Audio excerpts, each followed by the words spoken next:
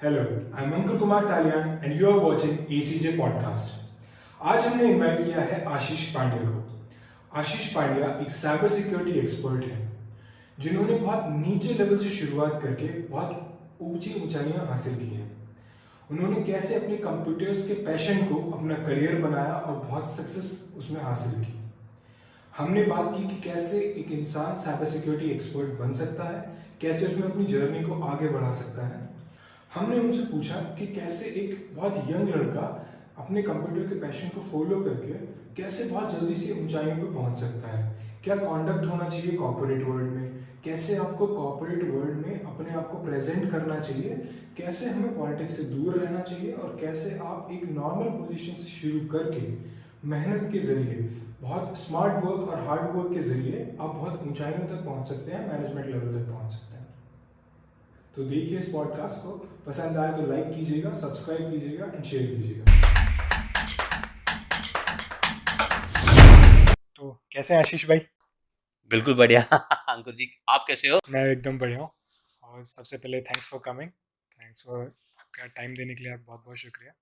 Definitely यार। तो सबसे पहले मैं आपसे वही पूछना चाहूँगा कि आप साइबर सिक्योरिटी में इतना कुछ अचीव कर चुके हैं एज अ प्रोफेशनल, तो ये आपको कहाँ से लगा कि मैं इसमें भी जा सकता हूँ? क्योंकि जब आपने ये ज्वाइन किया था तब बहुत कम लोग इस चीज़ के बारे में जानते थे, और अभी तो वैसे भी इंटरनेट का ज़माना है और बहुत सारी चीज़ें हैं।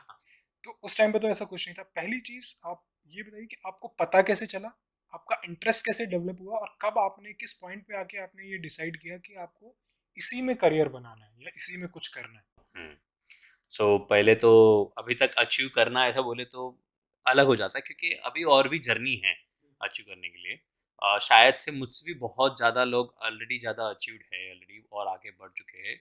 मैं काइंड ऑफ कह सकते हो कि आप एक मिडिल कस्ती में हूँ, जहाँ पे और आगे दिखना है कि और आगे। हाँ, एक तरफ लगता है कि हाँ, शुरुआत की थी उससे तो काफ़ी हद तक आगे आ चुके हैं। 12 साल 13 साल की जर्नी के बाद ऐसा लगता है कि काफ़ी हद तक देखा है। बट जैसे ही कुछ चीज़ें इंसिडेंट होते हैं या फिर कुछ नए लोग देखते हैं, उनकी उनसे कुछ नया सुनने मिलता है, तो अभी लगता है कि अभी तो बहुत कुछ देखना और बहुत कुछ करना बाकी है। सो अभी तो सीखना बाकी है, कर रहे। बट हाँ, ये शुरुआत अगर मैं बोलूँ कि कैसे हुई थी, तो काफ़ी डिफरेंट है। बचपन से थोड़ा-सा इलेक्ट्रॉनिक चीज़ें, थोड़ा-सा गैजेट्स को लेके काफ़ी इंटरेस्ट था। उतने अमाउंट या सैलरी वगैरह इतना फाइनेंशियल कंडीशन ऐसा था नहीं कि हम लोग उसके अंदर में खेल सकें। तो हम लोग फ्रैंकली, लेकिन पेरेंट्स जो हमारे होते हैं वो उनकी सपोर्ट और उनकी फैमिली जो रहती है उनकी सपोर्ट काफ़ी अच्छी रहती है। जो उनकी परवरिश जो होती है, हमें जो परवरिश के थ्रू हमें जो ऊपर लेके आते हैं, वो काफ़ी डिफरेंट होती है। हमें एक अलग सोचने का तरीका देती है, एक फ्रीडम देती है, जिससे हमें काफ़ी तक चीज़ें देखने को मिलती है। तो मेरी सोच शायद से मेरे फ़ादर से ही इंस्पायर हुई रहेगी, क्योंकि मेरे पापा भी काफ़ी हद तक है ना, जब स्कूल के प्रोजेक्ट्स बनते थे, स्कूल्स में कुछ ऐसी चीज़ें होती तो पापा फटाक से है ना, अलग-अलग एक्सपेरिमेंट करके कुछ गैजेट्स बनाना है, कंप्यूटर का शो बनाना है, कुछ आर्ट्स करना है, कुछ ये करना है, तो पापा काफ़ी हद तक अलग-अलग कर रहे थे। शायद से वहीं से इंस्पायर होके क्रिएटिव चीज़, क्रिएटिव थॉट मेरे अंदर में आई रहेगी। फिर हम लोग छोटे-छोटे बैटरीज़ या छोटे-छोटे गैजेट्स ऐसे कुछ बनाना शुरू करते स्कूल के प्रोजेक्ट्स में। तो इलेक्ट्रॉनिक चीज़ों से पहले ही अच्छा लगा। फिर जब कंप्यूटर का, तभी उस टाइम पे आई थिंक बहुत बड़ा ज़माना था, बट लेकिन बहुत कम जनों के पास देखने मिलता था, अरे इसके पास कंप्यूटर है। मुश्किल से कुछ लोगों को कंप्यूटर क्लास मिलती थी स्कूल के टाइम पे, या कभी कुछ हफ्ते 2 हफ्ते में कभी एक ऐसी लेक्चर्स होता था, तो कंप्यूटर देख के अच्छा लगता था कि ये कैसे ऑपरेट होता था। तब वो, जब वो एजुकेशन, तभी उसमें सीखने मिलता था कि ये बहुत अच्छा जा रहा है, और मैं काफ़ी हद तक उसे ग्रैब कर पा रहा था कि ये बहुत अच्छी चीज़ें हैं। हर एक चीज़ें फटाफट समझ पा रहा था लोगों से स्पीड अप में, तो मुझे रियलाइज़ हुआ कि मैं इसमें अच्छा कुछ कर सकता हूँ। लकीली मेरे भाई ने भी मुझे इसमें आइडेंटिफ़ाई किया कि मेरे में ये अच्छी स्किल्स है। तो उसको कहीं न कहीं से पता चला कि एक जेट किंग करके समथिंग कुछ एक कंप्यूटर कोर्स वगैरह सब कुछ होता था हार्डवेयर नेटवर्किंग का। तो उसे पता चला कि ये तेरा इंटरेस्ट है, यहाँ पे देख ले। मेरा दोस्त वहाँ पे काम करता है, तो उसने बताया कि यहाँ पे कुछ तो डिस्काउंट वगैरह, स्कॉलरशिप वगैरह भी होती है, तो जाके देख के तो तेरे को भी अच्छा मिलेगा करके। मैं जाके देख के तो आया था, तो वहाँ पे इंटरव्यूज़ हुए, टेस्ट हुआ, स्किल सेट हुई। तो नॉर्मली कभी किसी को इतना डिस्काउंट मिलता नहीं है वहाँ पे। और जिन्होंने मेरा टेस्ट लिया था, उन्होंने लिया था, उनको इतना अच्छा लगा था, उन्होंने काफ़ी बड़ा स्कॉलरशिप और काफ़ी हद तक चीज़ अप्रूव किया था। लेकिन स्कॉलरशिप कैसी होती है, कुछ एक अमाउंट तो आपको पे करना ही होता है, और फाइनेंशियल कंडीशन उतनी थी नहीं। लेकिन जिस तरह का उन्होंने कोर्स मॉड्यूल वगैरह बताया था तो बहुत अच्छा लगा था कि यहाँ से शुरुआत हम लोग कर सकते करके। बट फिर नहीं था तो फिर भाई ने पूछा कि वापस घर पे आया, भाई ने पूछा कि अभी तू क्या फ़ैसला लिया तूने? तब मैंने बताया था कि नहीं, नहीं इतना अच्छा नहीं है, कुछ और करते करके। तो भाई को ऐसा कैसे लगा कि मेरे दोस्त ने बताया तू तो बोल रहा है अच्छा नहीं है करके, तो उसने दोस्त से बात की। उसने बोला, "अरे नहीं, तेरे भाई को तो अच्छी स्कॉलरशिप मिल रही है, वो क्यों ऐसा बात कर रहा है, ये कोर्स है।" तो फिर भाई ने समझा। फिर मुझे उसने वन टू वन बात की, तो मैंने बोला कि फाइनेंशियल कंडीशन अभी अपनी ऐसी है, थोड़ा-सा शुरुआत करनी पड़ेगी, प्रॉब्लम हो सकती है, थोड़ा अमाउंट जो भी है वो भी बहुत बड़ा है। फिर भाई ने बोला कर लेंगे, डोंट वरी, देखते हैं। तो उसने काफ़ी हद तक उस टाइम पे हार्डशिप देखी और मुझे काफ़ी हद तक सपोर्ट किया पेरेंट्स ने उस टाइम पे। तो वो एक इनिशिएटिव मेरे लिए बहुत बड़ा था। हालाँकि उसमें से मुझे काफ़ी कनेक्शन मिले, लोग ऐसे मिले, जॉब करने मिली, एक जॉब अपॉर्च्युनिटी मिली। फिर मुझे समझ में आया कि ये ही मेरी दुनिया है, यहाँ से ही मैं कुछ कर सकता हूँ करके। तो वहाँ से मेरी एक शुरुआत हुई।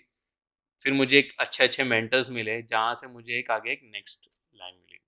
तो आप थोड़ा अपनी एग्जैक्ट जॉब डिस्क्रिप्शन तो नहीं बोलूँगा मैं ये बोलूँगा कि आप जर्नी बता सकते हैं कि पहले मैंने 1 साल सिर्फ ये काम किया, हाँ। फिर मैंने ये काम किया, फिर मैंने ये और आज की डेट में मैं ये एग्ज़ैक्ट ये काम करता हूँ या फिर जैसे काम बताता हूँ बस। काइंड ऑफ ये बहुत अच्छे से मैं शायद से बता पाऊँ क्योंकि मेरे जैसे काफ़ी लोग रहेंगे वो इंटरव्यू में काइंड ऑफ ये चीज़ बता चुके हैं।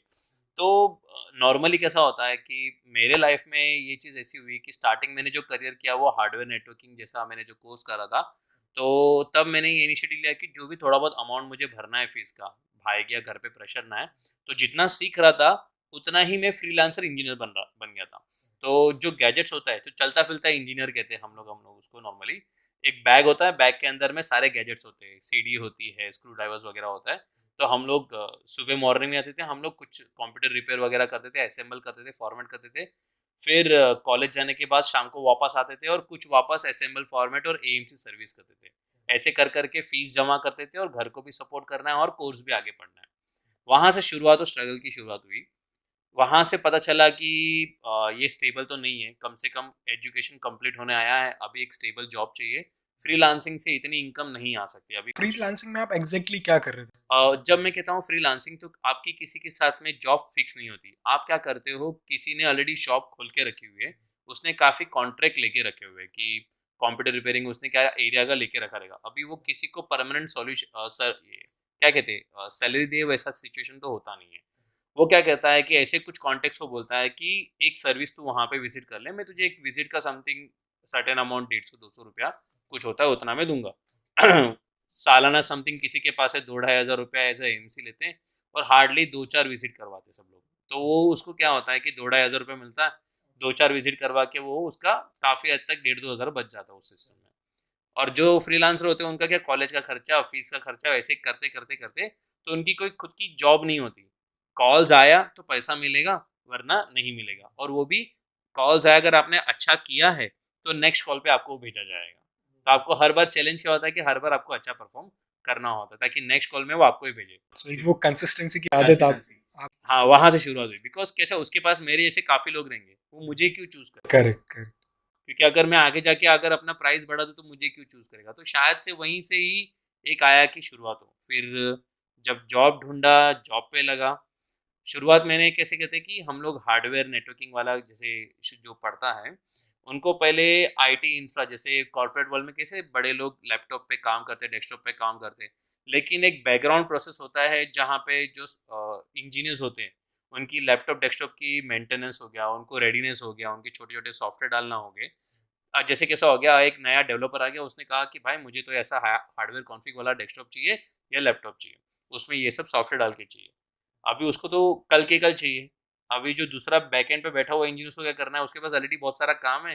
10 लैपटॉप खोल के बैठा है क्योंकि ये 1 जन का रिक्वायरमेंट नहीं है, ऐसे 10 जन का रिक्वायरमेंट है। करेक्ट, उसको रातों-रात क्या करना पड़ता है 10 जन के लैपटॉप रेडी करना पड़ता रेडी है। करना। तो सिमिलर काइंड ऑफ सिचुएशन मेरी आई थी जिसको मैं बोलूँगा एफएमएस फैसिलिटी मैनेजमेंट सर्विस करके जहाँ पे आता है आईटी इंफ्रा इंजीनियर। ओके, तो पीसीएस टेक्नोलॉजी में मेरा जॉब लगा था। वहाँ से मैंने क्योंकि कैसा होता है वो अपने क्लाइंट को एज़ अ सर्विस प्रोवाइड करते हैं। करेक्ट, तो इंडिया इन्फो लाइन करके था, इंडिया फर्स्ट लाइफ इंश्योरेंस। मैं बहुत अच्छे से अभी नाम ध्यान में रख पा रहा हूँ क्योंकि इंडिया फर्स्ट लाइफ इंश्योरेंस हम लोग का पहला एक कस्टमर क्लाइंट था जहाँ पे मुझे एज अ आईटी इंजीनियर मुझे वहाँ पे एनरोल किया गया था। Right, right. जब वहाँ पे किया था मैंने वहाँ पे काफ़ी 9 महीने वहाँ पे जॉब किया था। अभी कम से कम 250-300 लोगों के हम लोग day to day service support calls करते थे। वहाँ से सब शुरुआत हुई, उनको सपोर्ट देना, उनके थ्रू उनके डे टू डे इश्यूज़ को सॉल्व करना, वहाँ तक हमारा काम होता था। लेकिन कुछ एक महीने 8-9 महीने या साल भर होने आया था तब मुझे रियलाइज़ हुआ कि यार अब इसमें आगे बढ़ना नहीं हो रहा है, कुछ तो आगे करना होगा। तो वहाँ पे मुझे सबसे पहले लाइफ़ के मेरे मेंटर मिले किरण बेलसेकर करके। ओके। क्योंकि उन्होंने काफ़ी हद तक मेरा एक माइंडसेट चेंज किया और उन्होंने काफ़ी हद तक एक अच्छा गाइड किया। जब मैंने उनको पूछा था कि सर अभी इसके आगे करियर क्या है? बिकॉज़ हमें लगता है कि इसके आगे क्या करेंगे? एक एक पॉइंट आ जाता है कि हमें आगे कुछ दिखता नहीं है। और वो पहले पर्सन थे वहाँ पे सीसा उन्होंने क्लियर किया था और सीसा इज़ समथिंग ऑडिट के पॉइंट ऑफ व्यू एक बहुत बड़ा सर्टिफ़िकेट होता है। अभी जिनको नहीं पता है उनको अगर मैं लेमन लैंग्वेज में या फिर नॉर्मल लैंग्वेज में एक्सप्लेन करूँ, हम लोगों ने सीए के एग्ज़ाम देने वालों को देखा हुआ है, कैसे वो लोग इतना मेहनत पढ़ाई करते हैं, वो एग्ज़ाम देते हैं। करेक्ट। सिमिलर टू सीसा उस टाइम पे भी उतना ही इक्वल इम्पोर्टेंस होता था कि आपको डेडिकेशन बहुत देना है और उसकी एग्ज़ाम फ़ीस भी बहुत महँगी होती थी। आपको वन शॉट एग्ज़ाम देना है, अगर वो फिर पास हुए तो आपको सर्टिफ़िकेट मिलता है, वरना आपको हो जाता। तो वो अमाउंट इतना बड़ा होता है कि आपको लगता है कि साल भर की आपकी सैलरी उसमें जाने वाली जाने है। वाली है। तो पहले तो आप इमेजिन नहीं कर सकते। फिर वो एक सर थे, जिन्होंने वहाँ पे वो पीरियड ऑफ टाइम में उन्होंने वो सर्टिफ़िकेशन किया था। तो उनका रुतबा और एक पर्सनैलिटी और एक जो देखा हम लोग ने कि ये अचीवमेंट हमें करना चाहिए। तो मेरा नेक्स्ट करियर गोल क्या होना चाहिए मैंने उनसे पूछा था, क्योंकि मुझे लगता है कि अगर वो ये कर रहे तो उन्हें आगे का विजन्स पता है। करेक्ट। तो मैंने उन्हें पूछा तो उन्होंने बोला कि आगे आशीष तुम जो कर रहे हो वो IT infra as a start है। जो कुछ भी आगे है वो है साइबर सिक्योरिटी, जिसको हम लोग इन्फॉर्मेशन सिक्योरिटी भी एक अलग वे में अलग तरीके से भी कुछ कहते हैं। दोनों अलग डिफरेंस है बट कुछ लोग के लिए अलग भी हो जाता सेम भी हो जाता है। तो साइबर सिक्योरिटी इन्फॉर्मेशन सिक्योरिटी एक सेगमेंट्स है जहाँ पे उन्होंने बोला कि अपना करियर वहाँ पे जाओ। वहाँ से शुरुआत हुई मेरी साइबर सिक्योरिटी की। तो कितना कितना चेंज था एक इंफ्रास्ट्रक्चर इंजीनियर में और एक साइबर सिक्योरिटी या फिर इंफॉर्मेशन सिक्योरिटी इंजीनियर काफ़ी में? डिफरेंट हो जाता है क्योंकि इंफ्रास्ट्रक्चर इंजीनियर्स जो होते हैं नॉर्मल कैसा होता है जैसे कि उन्हें एक फिजिकल लेवल पे ज़्यादा काम करना होता है। फॉर एग्जांपल थोड़ा बहुत सॉफ्टवेयर लेवल पे रहता है बट उससे ज़्यादा कहीं ना कहीं फिजिकल ट्रबल शूटिंग ज़्यादा रहता है। कहना चाहे तो जैसे आपका हार्डवेयर या डेस्कटॉप लैपटॉप बंद हो जाता है, वो लोग क्या करते हैं, आपका लैपटॉप डेस्कटॉप बंद क्यों हुआ? बेसिक कंसेप्ट क्या होता है, सबसे पहले पावर चेक करते हैं, पावर आ रहा है कि नहीं आ रहा है। पावर आया है तो फिर मदरबोर्ड से कनेक्ट हो रहा है कि नहीं हो रहा है। उसके साथ में जो बाकी के डिवाइस होते हैं, जैसे हम लोग स्कूल में पढ़े थे मदरबोर्ड के साथ में रैम, हार्ड डिस्क, सीपीयू, वो जो कनेक्शंस होता है वो सब प्रॉपर वर्क कर रहा है कि नहीं कर रहा है। तो वो सब फिजिकली साफ करना, फिर कोई कैपेसिटर खराब हुआ है कि नहीं हुआ है, फिर कुछ अंदर के कुछ फिजिकल पार्ट्स खराब हुए कि नहीं हुआ है वो स्टार्टिंग स्टेज होता है। फिर बाद में असेंबल करना, फिर आपका हार्ड डिस्क अगर खराब हो गया है तो उसको निकाल के दूसरा नया हार्ड डिस्क डालना, रैम खराब हो गया है तो रैम डालना नया। फिर वो होने के बाद में आपको विंडोज़ सॉफ्टवेयर हो गया या लिनक्स सॉफ्टवेयर जो पहला ऑपरेटिंग सिस्टम आपके सिस्टम में जाता है, वो पहला इंस्टॉल करना। तो वो लेवल का हार्डशिप ज़्यादा रहता है। That is point of view in a infra engineer जिसे हम लोग कहते हैं। करेक्ट। रही बात साइबर सिक्योरिटी, उनका स्टेज आता है नेक्स्ट। उनको ये बैकएंड में देखना नहीं होता है कि हार्डवेयर इनका क्या है। उनको ये देखना होता है कि एक बार आपका ऑपरेटिंग सिस्टम डल गया है, उसके अंदर में आपके जितने भी एप्लीकेशंस है, दूसरे जितना भी है, इंटरनेट ब्राउजिंग है, उसके अंदर में आपका सिस्टम कैसे परफॉर्म कर रहा है, कितना सिक्योर है, आप एक दूसरे से जितना कम्युनिकेशन कर रहे हो, वो कितना सिक्योर वे में जा रहा है, आपका डेटा सिक्योरिटी है कि नहीं। ऐसे बहुत सारे सेगमेंट पे काफ़ी चीज़ें अलग-अलग हो जाता है, एक समुंदर बन जाता है। तो वहाँ पे आपको काफ़ी अलग-अलग तरीके से देखना होता है, तो दैट इज़ अ डिफिकल्ट। तो वो पर्सपेक्टिव पूरा चेंज हो जाता है। तो आज की डेट में अगर किसी को इंफॉर्मेशन सिक्योरिटी इंजीनियर बनना है और वो इंजीनियरिंग कर रहा है या फिर बीसीए कर रहा है कंप्यूटर साइंस से, हाँ। तो उसको कौन सा पहला स्टेप लेना चाहिए या फिर क्या जर्नी होगी उसकी टिल हिज फर्स्ट जॉब? कौन कौन सी उसको सर्टिफिकेट्स सर्टिफिकेट्स या फिर राइट। एजुकेशन क्या चाहिए बेसिकली? देखो नॉर्मली 2 तरह की इंडस्ट्रीज़ आजकल डिस्कशन में आती है। हर एक का एक अपना-अपना परसेप्शन है। यहाँ पे कोई भी सच झूठ नहीं कहूँगा बिकॉज़ कहीं न कहीं क्या होता है इंडस्ट्रीज़ बहुत बड़ी है। उसके रास्ते भी बहुत सारे हैं। सबसे पहले आपके इंटरेस्ट होने बहुत ज़रूरी है। करेक्ट। तो जो भी सिक्योरिटी बिज़नेस में या सिक्योरिटी लाइन में करियर अपना बनाना चाहता है, तो उनके लिए 5 कैटेगराइज़ेशंस जानने बहुत ज़रूरी होते हैं। पहले प्रिंसिपल समझो, बेसिक लॉजिक वो बात की वो समझना बहुत ज़रूरी है, बट 5 कैटेगरी आपको बहुत समझनी ज़रूरी होती है। हम जैसे प्रोफेशनल दूसरे लोग हैं ना, उनको कैटेगराइजेशन करते हैं। एंड पॉइंट सिक्योरिटी, जिसको हम कहते हैं कि एंड पॉइंट यूज़र, जैसे आप और मैं, हम लोग एंड यूज़र है। तो हम लोग कौन से सिस्टम यूज़ करते हैं? लैपटॉप हो गया, मोबाइल डिवाइस हो गया, लैपटॉप डेस्कटॉप हो गया, करेक्ट। हाँ, या फिर ज़्यादा से ज़्यादा कोई सर्वर एक्सेस कर लिया। इसी चीज़ों पे जितनी भी सर्विस सिक्योरिटी जाने वाली है या जो भी सिक्योरिटी डिप्लॉय होगी, उसको हम लोग कहते हैं एंड पॉइंट सिक्योरिटी। करेक्ट। तो वो अगर आपको इस एरिया में खेलना अच्छा लगता है, इस एरिया में बहुत आपको पसंद आता है, तो आपको चूज करना चाहिए and point security area. That is one point. Correct. Second stage होता है कि नेटवर्क लेवल, मतलब जहाँ पे एंड यूजर नहीं, बट आईटी प्रोफेशनल या कनेक्टिविटी या फिर एक चैनल्स वगैरह जो आपका डेटा ट्रांसमिट होता है, वो चैनल्स, जैसे कि आपको बैकएंड में कभी आपने सुना रहेगा, अरे उसका फायरवॉल हैक हुआ है, फायरवॉल के बारे में कभी आपने सुना होगा, तो राउटर स्विच वगैरह ऐसे कुछ वर्ड्स आपने कभी सुने होंगे। सो दैट इज समथिंग, वो back end core networking concept होते हैं, जहाँ पे आपकी केबल कनेक्टिविटीज, हर एक device to device connectivity, main infrastructure connectivity का मेन वो चीज डिवाइस होते हैं। तो उनके ऊपर या उनके थ्रू ट्रैवल होने वाली, जैसे वेबसाइट्स या वेब ब्राउजिंग कह लो तो web channel, correct. Email sending लो तो ईमेल चैनल, तो वैसे बहुत सारी जो नेटवर्क लेवल पे जो चैनल्स होती है, जहाँ पे सिक्योरिटी डिप्लॉय की जाती है, जो आईटी एडमिनिस्ट्रेटर के साथ मिलकर हम लोग सिक्योरिटी कनेक्टिविटी इन्फॉर्मेशन करते हैं, उसको हम लोग कहते हैं नेटवर्क सिक्योरिटी, जो नेटवर्क पे डिपेंड करती है। अगर आपको ये सब करने में मजा आ रहा है, तो मैं कहूँगा आपको वो चूज करना चाहिए। उसके अलावा होता है एप्लीकेशन सिक्योरिटी, जो हम लोग थर्ड कहते हैं उसके।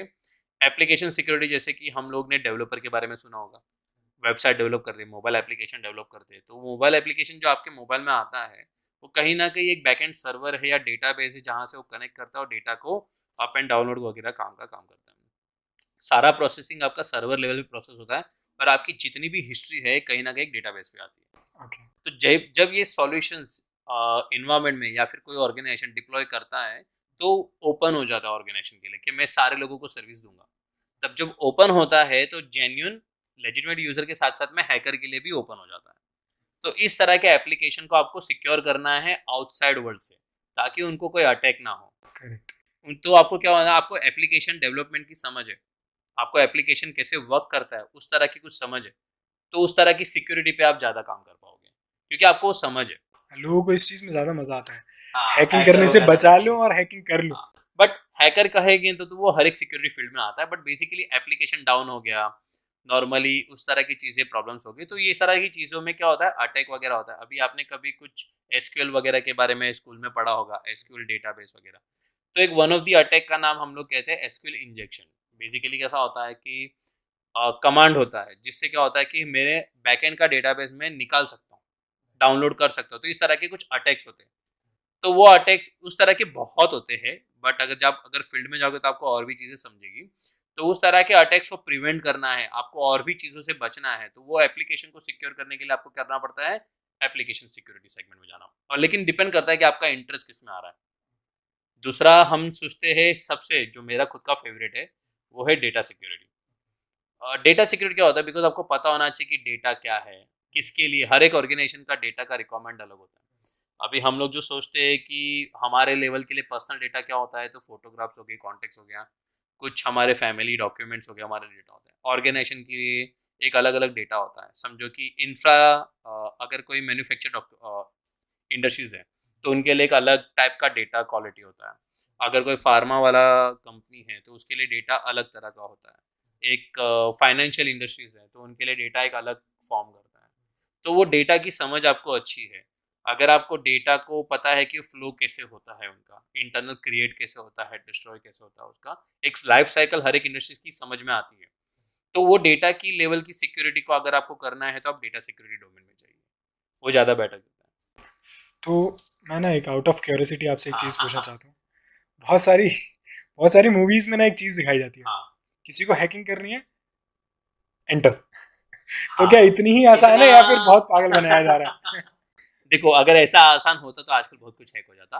पॉसिबिलिटीज कह सकते हो कि अगर इतना एंटर मार के करना हो, तो उसकी दो पॉसिबिलिटीज है। एक मैं बोलूंगा कि दो तरीके, एक बोलूंगा कि पॉसिबल नहीं है, बिकॉज उसके लिए मेहनत लगती है, स्क्रिप्ट लगती है, कमांड्स लगते हैं, आपको इंफॉर्मेशन की परख होनी चाहिए, इंडस्ट्रीज की परख होनी चाहिए। आप वो जिसको हैक करने वाले हो, उसके सिक्योरिटी और उसकी वर्नरेबिलिटीज की पता होनी चाहिए। अभी जैसे कि समझो हमें पता है एक लेमन लैंग्वेज में अगर हम लोग किसी से कुश्ती लड़ने वाले हैं, तो अगर किसी से कुश्ती लड़ने, ऐसा तो नहीं है ना कि मारा उसको 2 मारा और वो हार जाएगा।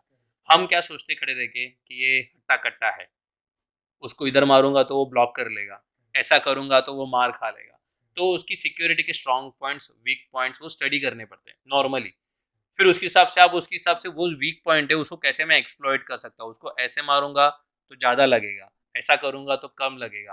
तो सिमिलर वे साइबर सिक्योरिटी जो हैकिंग हम देखते हैं, शायद से फिक्शनल वे में क्या किसी को डिटेल सिक्योरिटी हैकिंग देखना पसंद नहीं आता है, इसलिए आई थिंक उनको एक शॉर्टकट मेथड में दिखाते हैं कि या आर्टिफिशियल इमेज या वो सिर्फ एनिमेशन कोडिंग के लगाने। थ्रू ही दिखाते हैं, छोटा सा कोड करते वो एक अच्छा लगता है ना देख के, ऐसे 10100101 आते हैं, मैट्रिक्स मूवी में होता है ना 10101 होता है, कुछ तो ऐसा लगता है।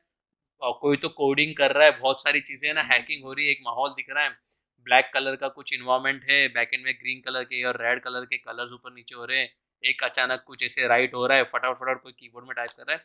अगर आप ध्यान से देखोगे तो कीबोर्ड में पूरी उंगली हर सारे की पे जाती है, सो प्रॉपर होती भी नहीं है। बट कुछ ऐसे रियलिस्टिक लोग हैं जो जिनके पास प्री डिफाइंड स्क्रिप्ट भी होती है, तो उनको क्या करना पड़ता है, पूरा फिर से वापस टाइप करने की जरूरत नहीं पड़ती।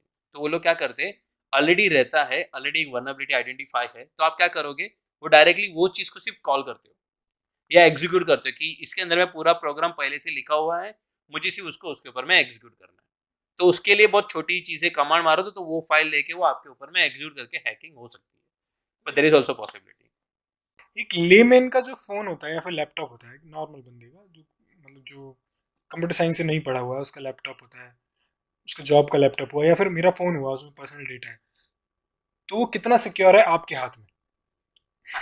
आपके हाथ में या फिर कोई भी हाँ, ऐसा बंदा मैं कहूंगा कि किसी के आपके अलावा किसी के हाथ में आपकी पर्सनल एसेट्स कोई भी सिक्योर नहीं है। आज के टाइम पे तो इतना सब चीज़ें एडवांस हो गई है कि किसी को स्पाई करना है, किसी के ऊपर में नज़र रखनी, किसी का डेटा चोरी करना है तो काफ़ी आसान हो गया है। आप अपने टेम्परली आपने काफ़ी हद तक आपने एक न्यूज़ चैनल या काफ़ी हद तक एक वीडियोस भी देखे रहेंगे कि आप अपना मोबाइल तो एक एप्लीकेशन डाउनलोड करता है, उसको सारी परमिशन मिल जाती है। अगर आपने वो छोड़ो, आप अपना अमेज़न से लेके सारी परमिशन जो भी देते हो, कॉन्टेक्ट्स वगैरह, आपके ऑलरेडी सी चीज़ें उनके पास चली गई है। मैसेज रीडिंग करके हम लोग परमिशन दे देते, तो आपके जितने भी ओटीपीज आ रहे हैं, जो आ रहे हैं, वो सारी की सारी रीड होती है। तो अगर आपने समझो कि कोई ऐसा हैकर है या फिर आपका अननोन पर्सन है, उसने बोला कि एक काम करना, मेरे को अर्जेंट मेरा फ़ोन स्विच ऑफ हो गया है, एक जस्ट कॉल करना है। तो बोला ठीक है, रास्ता अनजान है, ट्रेन छूट गई, उसको इमरजेंसी कॉल लग रहा है, हमने उसको फ़ोन दे दिया। वो फ़ोन करता है, वो बात करने के बहाने कुछ एक एप्लीकेशन डाउनलोड कर सकता है और आपको सारी परमिशन वो अलाउ कर देता है। और वो एप्लीकेशन आपको फ़ोन में दिखेगी भी नहीं, क्योंकि बैकग्राउंड सर्विस आइकन भी हिडन होती है आजकल। आपको लगा ठीक है काम हो गया, आप अपना काम कर लिया। इतना तक पॉसिबल हो जाता है कि आपकी फ़ोन की मिररिंग भी हो दिख जाती है उससे, या फिर आपके बैकएंड पे आप जो भी टाइप कर रहे हो की स्ट्रोक, जैसे पासवर्ड डाल रहे हो, ये डाल रहे हो, वो सारे कीवर्ड्स भी उसको मिल जाते हैं कि आपने क्या टाइप किया है। जो यूआरएल पे जा रहे हो वो सारी चीज़ें मिल जाती है। तो ये इतना लेवल तक आपका डेटा चला जाता है। तो फ्रैंकली इतना सिक्योरिटी तो आज किसी के पास नहीं तो एंड्रॉइड का तो हम सबने ही देखा कि एंड्रॉइड तो बहुत ज्यादा वल्नरेबल है। है। एप्पल एक बहुत बड़ा दावा करता है कि मैं महंगा इसलिए हूँ क्योंकि मेरे पास बहुत अच्छी कहा सिक्योरिटी जाता है। है डेफिनेटली। देखो सिक्योरिटी कभी भी सस्ती नहीं होती, सबसे पहली बात। और 100% तो कोई भी नहीं होता। अगर आपको कोई भी, मैं या कोई भी अगर आपको बोले कि 100% सिक्योर है, तो गलत बोल रहा है। इवन बहुत सारी एड्स में जो 100% सिक्योर बोलते हैं, उसमें भी 2-3 जम्स दिखा देते हैं। क्योंकि उनको भी पता है कि 100% सिक्योरिटी कितनी होती है। 99.9%। सो दैट इज समथिंग 9999 करके स्टार मार्क डाल देते, दैट इज समथिंग। सो मैं ये नहीं कहूँगा कि वो ज़्यादा सिक्योर है, या ये नहीं कहूँगा कि कम सिक्योर है। हर एक की एक अपनी अपनी एक पक्ष है। बट जो हैकर्स है जिन्होंने वो लेवल तक पहुंचा है, वो तो उनके लिए वो भी चीज़ आसान बन जाती है। इसके लिए कैसा होता है कि आपको मंथली या फिर क्वार्टरली आपको एक पैचेस आते हैं, विंडोज अपडेट आते हैं, मोबाइल्स के वर्जन अपडेट आते हैं, फॉर्मवेयर अपडेट्स आते हैं। क्यों? क्योंकि वो कहीं ना कहीं उसमें बग्स मिला है, वर्नाबिलिटी मिली है, कुछ एक फीचर्स के फिक्सिंग्स होते हैं। नए फीचर्स तो देते ही है, बट साथ साथ में वो फिक्स भी करते हैं। तो दैट मीन्स हैकेबल तो होता है हर चीज़। वो कितना हैकेबल है वो तो जो हैक करता है उसके ऊपर डिपेंड करता है कि वो कितने आसानी से आपका मोबाइल एंड्रॉइड या आईफोन कर सकता है। सो वापस आते हैं आपकी कॉर्पोरेट लाइफ पे। कॉर्पोरेट लाइफ में जाने के बाद हाँ। आपकी लाइफ में क्या क्या हर्डल्स आए, लाइक प्रोफेशनल लाइफ में क्या क्या चैलेंजेस आपको फेस करने पड़े? क्या होता है कि जब भी कोई आदमी ऊपर चल रहा होता है तो उसको नीचे खींचने वाले सबसे पहले आते हैं। तो सो मेहनत के बावजूद भी लोग ऐसे होते हैं कि आपको नहीं जाने देते, तो वो सब हर्डल्स के बारे में बताइए, ताकि जो जो भी नया यंगस्टर जाना चाहे इस फील्ड में, तो उसको एक पता हो कि उसको आगे क्या फेस करना है। सो उसके पहले मैं आपको कुछ बताऊँ तो वो जो मैं आपको data security, and point security, network security, application security बता रहा था, तो उसमें एक और सेगमेंट था जिसको हम लोग कहते हैं क्लाउड सिक्योरिटी। और बाकी आता है एडवांस सिक्योरिटी जिसमें मॉनिटरिंग मैनेजमेंट आता है। बट क्लाउड सिक्योरिटी में जैसे आज हम लोग बहुत कुछ देखते हैं, अलग अलग क्लाउड है, क्लाउड एरिया है।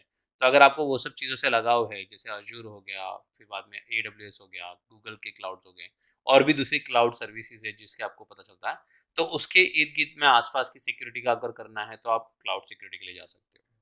नाउ रही बात आपके पॉलिटिक्स वाले क्वेश्चंस की, तो सर हर जगह पे आपको हर्डल्स तो आनी है।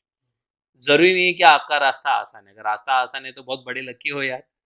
क्योंकि बट फिर उस चीज़ का मज़ा नहीं है, क्योंकि आपको सेटिस्फेक्शन होगा नहीं जब तक आपके लाइफ में हार्डशिप नहीं है, आपके लाइफ में हर्डल्स नहीं है, तो आप एक पॉलिश होके एक पर्सन्स जो आप बनना चाहिए, परफेक्ट पर्सन्स नहीं कहूँगा बट नियर टू परफेक्ट एक लेवल का अचीव पर्सन या सक्सेसफुल पर्सन नहीं बन सकते। कहते हैं ना कि हीरे को भी बहुत घिसना पड़ता है तब जाके एक प्रॉपर शेप में आता है, तो उसको भी तो घिसना पड़ा ना एक तरह से। सिमिलर वे क्या होता है, पर्सन्स को ये सारी चीज़ों से हर्डल से गुजरना ही होगा, चाहे वो फैमिली इश्यूज हो, चाहे वो कॉर्पोरेट इश्यूज हो, चाहे वो अलग अलग तरह के फाइनेंशियल इश्यूज हो। रही बात कॉर्पोरेट पॉलिटिक्स, तो डेफिनेटली आपके जो सुपर सीनियर्स होते हैं या फिर जो डायरेक्ट रिपोर्टिंग्स होते हैं, उनकी खुद की एक पर्सनल चॉइस है आपको पसंद करनी या नहीं करनी। वो आपको शायद से फेवर करेंगे, शायद से नहीं करेंगे, आपको एक फेयर चांस देंगे, शायद से नहीं देंगे। नॉर्मल क्या होता है कि जब इस तरह की चीज़ें होती है कि जो पर्सन, मैंने जो नॉर्मल पर्सन्स देखे हुए, वो क्या होता है आजकल जो मेरे कॉन्टेक्स्ट में है या जो मिस मेरे साथ में जो आगे बढ़े हुए, वो जो हार्ड वर्क करने वाले हैं, मैंने उनका माइंडसेट क्या देखा हुआ है कि वो लोग क्या कहते हैं, भाई मुझे सिर्फ काम करना आता है, मैं सिर्फ मेहनत कर सकता हूँ, मुझे एक टास्क दिया है, मैं काम करूँगा। अभी वो ऑर्गेनाइजेशन को देखना चाहिए और मेरे मैनेजर को देखना चाहिए कि मैंने किया है ना, तो मुझे उसका आउटकम दो। बट लेकिन वो उसको आउटकम उसको देता है, तो मतलब शायद से प्रॉब्लम है क्या मेरे, तो वो क्या होता है फ्रस्ट्रेशन फिर जॉब पे दिखाता है। फिर जो एक्चुअल में जो चीज़ अच्छी कर रहा है, उसमें वो और खराब कर देता है, क्योंकि उसको क्यों करूँ मैं अभी? उसको ही देना है तो उसको ही दो ना, मैं ही नहीं करूँगा। इस तरह के माहौल में क्या करता है, वो अपना जो अब तक अच्छा कर रहा था, लेकिन उसमें वो गलत करना शुरू कर देता है। सबसे पहला तो जो पॉलिटिक्स को अगर हम लोग नहीं अंडरस्टैंड करते, क्योंकि मैं कहूँगा कि गलत भी है कुछ तरह से, बट आपको अंडरस्टैंड होनी बहुत ज़रूरी होती है।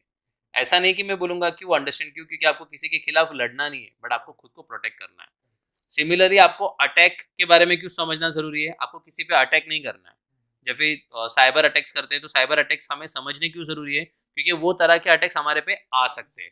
सिमिलर वे पॉलिटिक्स या जो कॉर्पोरेट पॉलिटिक्स होती है या जो पर्क्स एंड जो आसपास के इन्वायरमेंट में चल रहा है, वो जानना क्यों ज़रूरी होता है कि वो माहौल में या फिर कॉर्पोरेट पॉलिटिक्स में आपके साथ क्या नेगेटिव होने वाला है, या आप उसको कैसे बच सकते हो। खुद को बचाने के लिए कुछ चीज़ें आपको समझनी बहुत ज़रूरी होती है। आप अपना सबसे पहला तो मेंटल फ्रस्ट्रेशन या जो भी फ्रस्ट्रेशन रहेगा, आप जॉब पे, कॉर्पोरेट लाइफ पे या अपने काम पे नहीं दिखा सकते।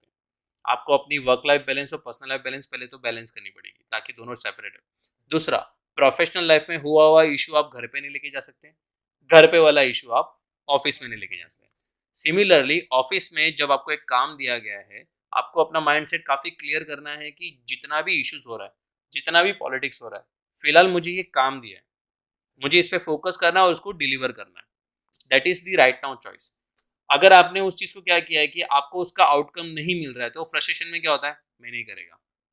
बट उसका नुकसान किसको होता है, एक तो सबसे पहले आपको होता है कि एक अपॉर्चुनिटी आपको एक बार मिली है, आपने गिव अप कर दी, और वो अपॉर्चुनिटी किसी और को भी मिल सकती है, वो आगे बढ़ सकता है।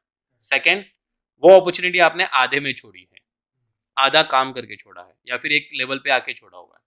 उससे क्या होता है, जो कस्टमर्स होते हैं जिनको वो सॉल्यूशन का एक्सपेक्टेड रहता है कि मुझे टाइमली डिलीवर मिल जाएगा, उससे क्या फर्क पड़ता है कि आपस की आपकी पॉलिटिक्स क्या चल रही है। उसने तो पैसा पे किया है सर्विस का, उससे तो टाइमलाइन दी है कि मुझे इतने टाइम में चीज़ें मिल जाएगी। बट वो कॉर्पोरेटिव पॉलिटिक्स की वजह से, एक तो आप जो जस्टिफिकेशन है कि वो पर्सन ने आपसे मिला है, आपको काम समझाया है, आप पे भरोसा किया है कि आपने जो कमिट किया वो कर लोगे, by any reason, by politics आप क्या कर रहे हो, वो काम को छोड़ रहे हो। उससे सबसे बड़ा नुकसान आपका खुद का हुआ। सेकंड, जिसने आपने जिसको कमिट किया था उसको भी डिलीवर नहीं हुआ, तो उसका भी नुकसान। सेकंड टाइम वो आपको देखेगा भी नहीं कि भाई उसका भरोसा नहीं, कभी भी काम छोड़ सकता है। आज की अपॉर्चुनिटी गई और नेक्स्ट टाइम की की अपॉर्चुनिटी। अपॉर्चुनिटी भी गई। तो सबसे पहला तो मैं कहूँगा कि कॉर्पोरेट पॉलिटिक्स को पहले समझो, आपको इन्वायरमेंट का अंडरस्टैंडिंग अच्छा खासा होना चाहिए। ऑब्जर्विंग आपका नेचर ज़्यादा ग्रो करो, बिकॉज आपको लोगों को पढ़ना अच्छा आना चाहिए कि क्या चल रहा है क्या नहीं चल रहा है। सेकंड, सबसे पहला कितना भी क्यों ना स्ट्रगल हो, कितना भी बड़ा क्यों ना पॉलिटिक्स हो, आपके हाथ में जो काम दिया है आप उस पर फोकस करके डिलीवर करना। देखो, मेरे लिए सक्सेस का एक ही पॉइंट है, आउटकम्स। आप रिजल्ट दो, आपको सक्सेस मिलेगा। टाइम लगेगा, हो सकता है कि अभी नहीं मिल रहा है इसलिए आप पेशेंट नहीं हो रहे हो कि आपको लग रहा है कि वो आगे बढ़ गया, बट आप रिजल्ट देना शुरू करो, कंटिन्यू रिजल्ट दो, वेट करो, आपको कहीं ना कहीं तो आपको मिलेगा। हाँ, थोड़ा सा तरीका आपको बदलना होगा उसमें, आपको काम डिलीवर करना है और उसको बताने का तरीका, जताने का तरीका लोगों से अलग रखना होगा। मेरे हिसाब से वही एक सॉल्यूशन हो सकता है, क्योंकि पॉलिटिक्स के सामने आप पॉलिटिक्स खेलोगे तो आप भी उसी तरह बन जाओगे और उसकी तरह में कोई डिफरेंस नहीं बनेगा। मैं कहूंगा आप एक रिस्पेक्ट दीजिए सामने वाले को, आपको सामने से रिस्पेक्ट मिलेगी। आप किसी के साथ पॉलिटिक्स मत खेलिए, ना ही किसी पॉलिटिक्स का हिस्सा बनिए, बट पॉलिटिक्स समझिए और उसे कैसे बचना है या आसपास के लोगों को कैसे सेव करना है ताकि वो हमें सेव करे, हम उसे सेव करें। हम आपको रिजल्ट देंगे, ताकि रिजल्ट जब दिखता है, फॉर एग्जाम्पल आपको एक सिचुएशन समझाता हूँ।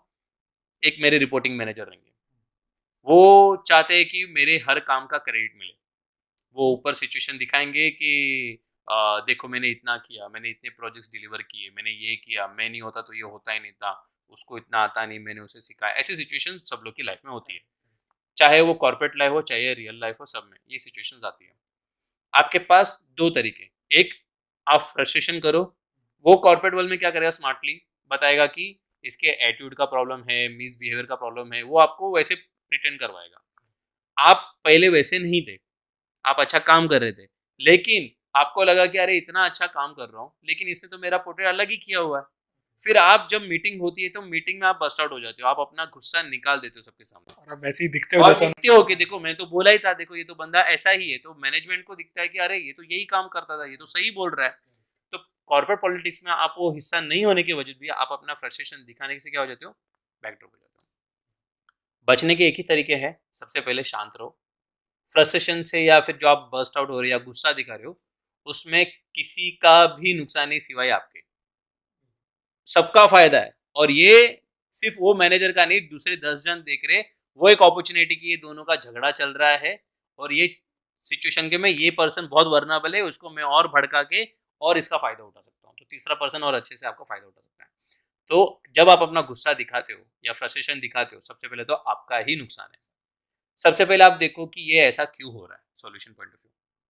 जो सेकंड तरीका मैं आपको बताना चाह रहा हूँ, ये ऐसा क्यों हो रहा है, आप उसकी चीजें देखो कि चलो ठीक है वो आगे बढ़ रहा है, आपको कंप्लेन है, आपको आपको लगा कि यार वो इतना मेहनत नहीं कर रहा है, आपको दिख रहा है, चलो ठीक है आप उसकी कुछ चीजें लो।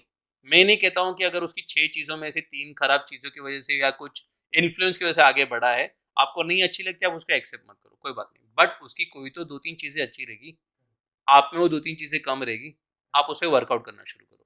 टाइम लगता है बिकॉज इंसान सेम प्रोसेस से आगे नहीं बढ़ सकता, उसे अपने अंदर में धीरे धीरे इंप्रूवमेंट डालने पड़ते हैं, तब जाके प्रोग्रेसिव रिपोर्ट आते हैं। धीरे धीरे चीजें आप दिखाओ, मैनेजमेंट से कब चाहो तो 1-to-1 क्लियर करने का ट्राई करो।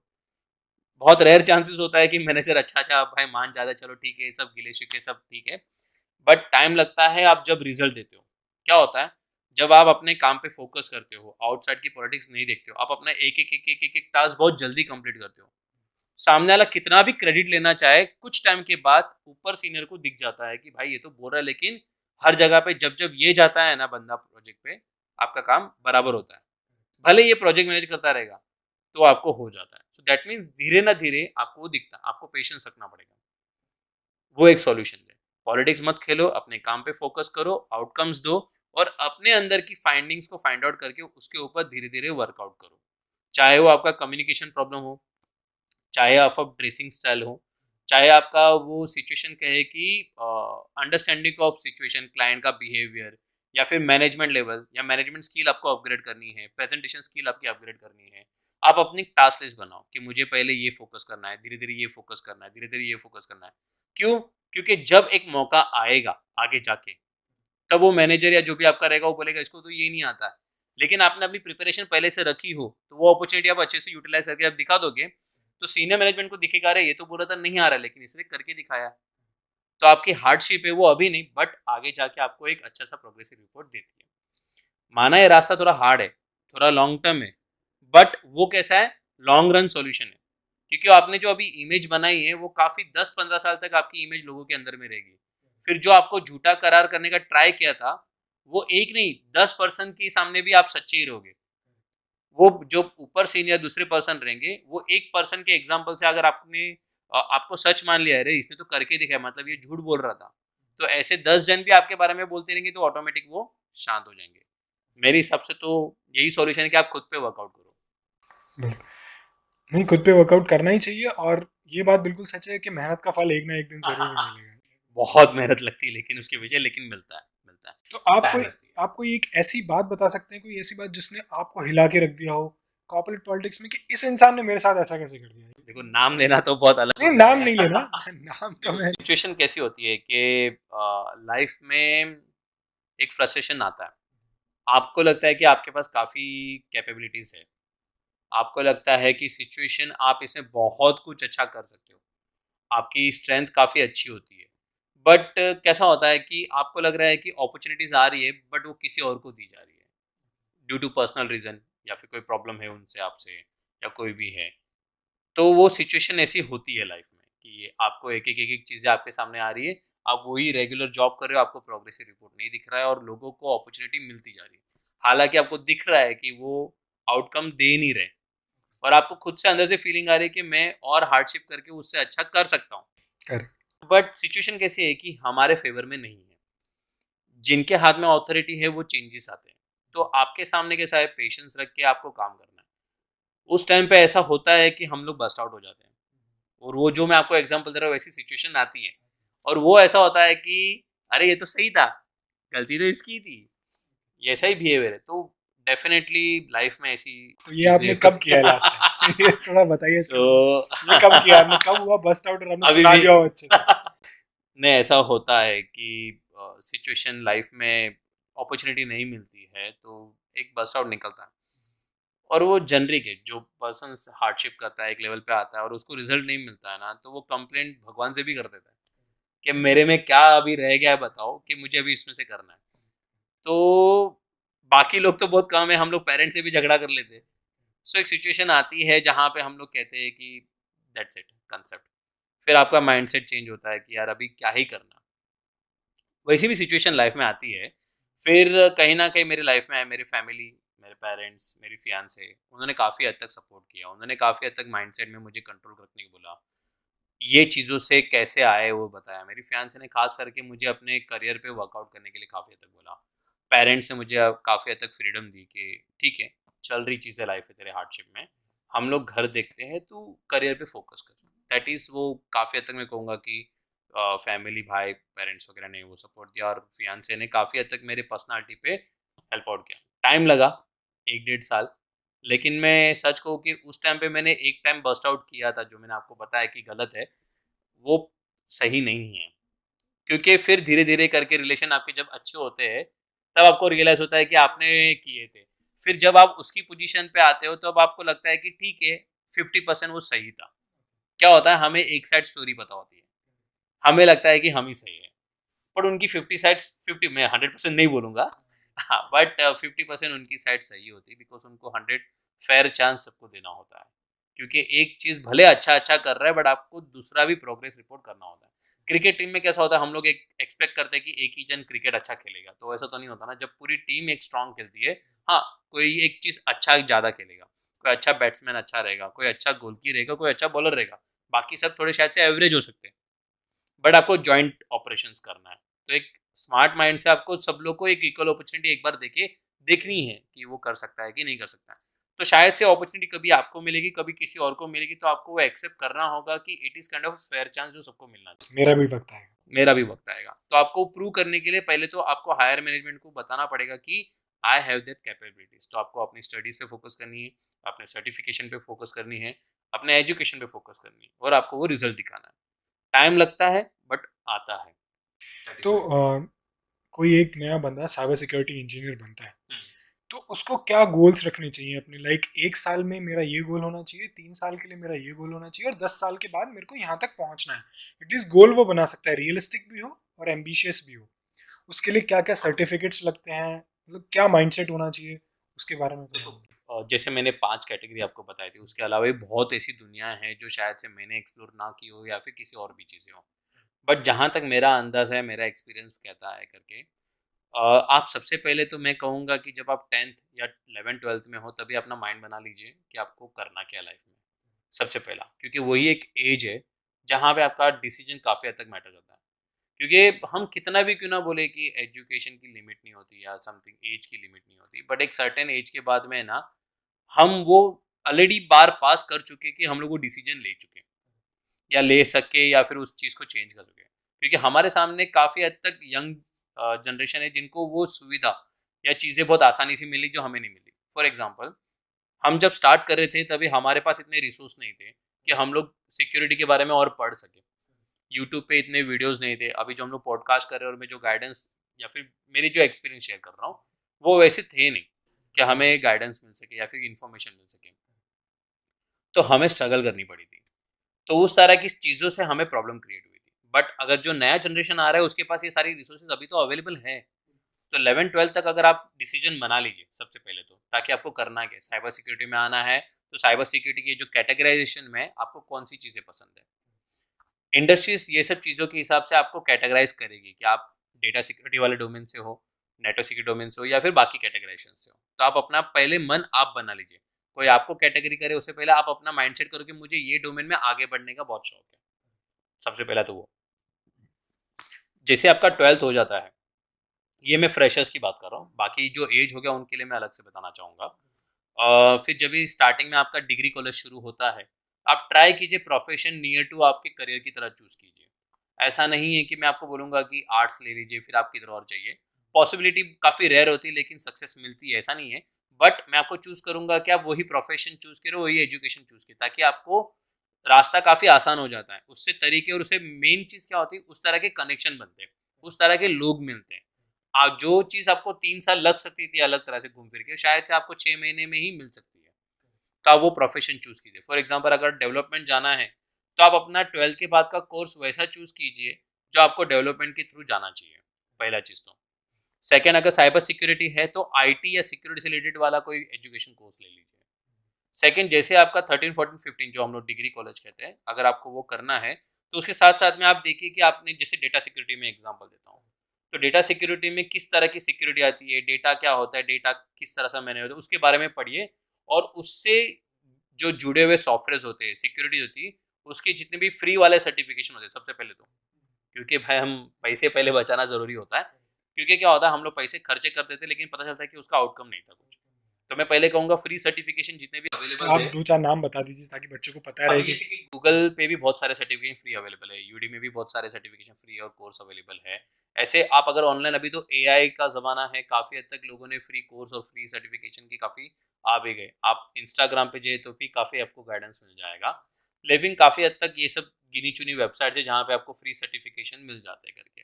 इवन काफ़ी वेंडर ऑर्गेनाइज़ेशन है, इवन इसाका ने भी जो साइबर सिक्योरिटी का काफ़ी हद तक हायर रेंज का सर्टिफिकेशन देता है, उसने भी काफ़ी हद तक फ्री सर्टिफिकेशन रेंज कोर्स दिया हुआ है। व्हाट्सएप कम्युनिटी की आप ढूँढिए, टेलीग्राम कम्युनिटी ढूँढिए, जहाँ पे आपको इस तरह के कनेक्शन और सर्टिफिकेट के डिस्काउंट वाउचर वगैरह मिल जाएँगे। फ्री वाले कोर्सेज़ के भी लिंक मिल जाएँगे। आप वो ट्राई कीजिए। क्यों? क्योंकि आपको कनेक्शन मिलेंगे, लोग जुड़ेंगे और उस तरह से मिलेंगे। काफ़ी हद तक आपको टेलीग्राम और इंस्टाग्राम से काफ़ी इन्फ्लुएंस मिल जाता है और उससे ही आपको व्हाट्सएप ग्रुप भी मिल जाता है। जैसे 13, 14, 15 आता है, मैं आपको कहूँगा कि आप ट्राई कीजिए ऑनलाइन कि कोई इवेंट, सेमिनार हो रहे हैं क्या आस-पास में। अगर मैं साइबर सिक्योरिटी की बात करूँ तो काफ़ी हद तक साइबर समिट होता है, इवेंट्स होते हैं, अलग-अलग इवेंट ऑर्गेनाइजेशन में वो लोग फ्रेशर लोग को भी एक्सेप्ट करते हैं। आप वहाँ पे जाइए, वहाँ के स्पीकर लोग क्या कहते हैं, वहाँ के आस-पास के लोग क्या कर रहे हैं, उनसे मिलिए-जुलिए, कनेक्शन बनाइए। बिकॉज़ आज के टाइम में हमें लगता है कि क्या लोगों से बात करना, बट पब्लिक स्पीकिंग बहुत ज़रूरी होती है। आप कम्युनिकेशन बहुत ज़रूरी होती है। जब तक आप लोगों से कम्युनिकेट करके उनसे अंडरस्टैंडिंग नहीं लेते हो, आप अपनी अंडरस्टैंडिंग उन्हें नहीं बताते हो, तो आगे नहीं बढ़ पाते हो। तो मैं कहूँगा ये जो 3 इयर्स है, जितना हो सके उतने सेमिनार्स ट्राई कीजिए। सबसे पहले फ्री वाले ट्राई कीजिए, बट आपको क्यों फ्री वाले से आपको है ना इन्फॉर्मेशन मिल जाती है, सर्टिफिकेशन और कोर्स से, सॉरी इवेंट से, कि किस तरह के इवेंट सच में वैल्यूएबल है। पहले तो किस तरह के सर्टिफिकेशन, किस तरह के कोर्स वैल्यूएबल है और आपके इंटरेस्ट से है। इसमें आपको क्या पता चल जाएगा फ्री वाले करते-करते कि आपका इंटरेस्ट और आपका फन किसमें है। लेट्स सपोज़ अगर करते-करते डेटा सिक्योरिटी में समझा कि डेटा सिक्योरिटी में ये वाला सेक्शन आपको ज़्यादा अच्छा लग रहा है। तो फिर जैसे आप एक्सपेरिमेंट करते हो फर्स्ट ईयर, 13 ईयर, तो आपका ये क्लियर हो जाता है, तो मैं कहूँगा जो सेकेंड ईयर डिग्री है वहाँ पे 14-15 के साथ साथ आप क्या कीजिए, कोई एक सर्टिफाइड कोर्स जो अच्छी ऑर्गेनाइजेशंस होती है, जैसे कुछ नेटवर्किंग करने वाले हैं तो CCNA कंसेप्ट वाला जो सर्टिफिकेशन कोर्स होता है वो कर लीजिए।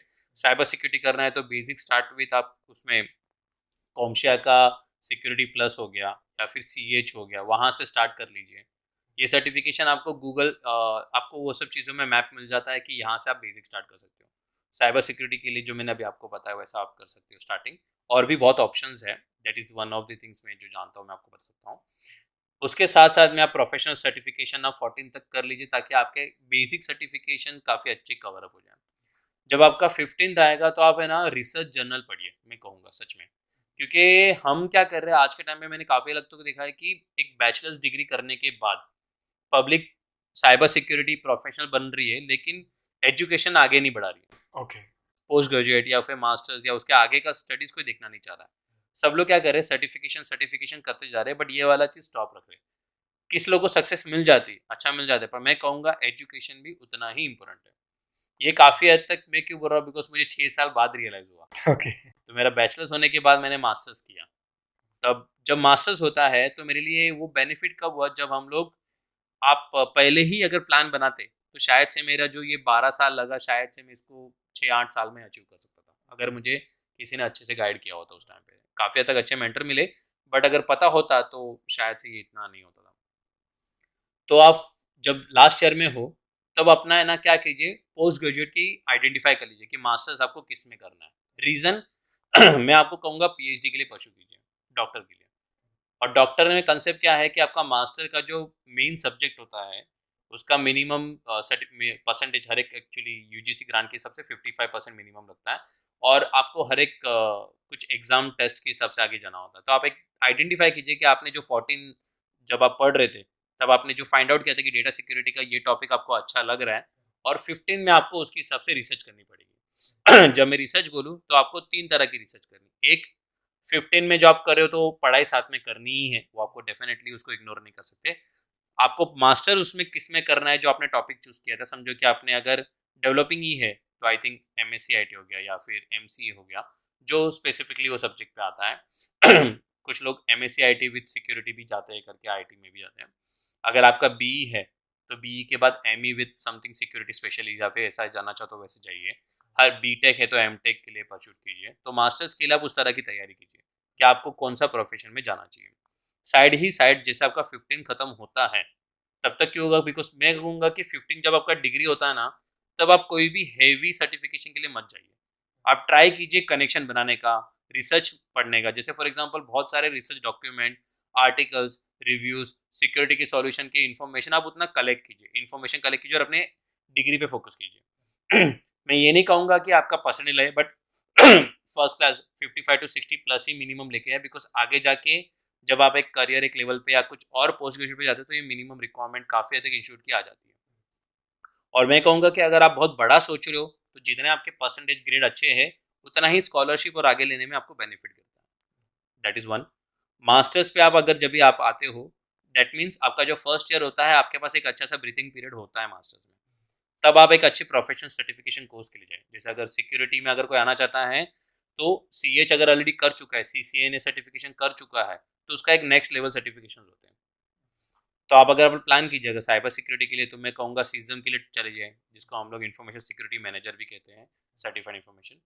और भी 2 तरह के, ऐसे 2-4 तरह के सर्टिफिकेशंस आते हैं, आप उस पे प्लान कीजिए। CISSP एक और है, जिसके लिए आप परस्यूट कर सकते हो करके।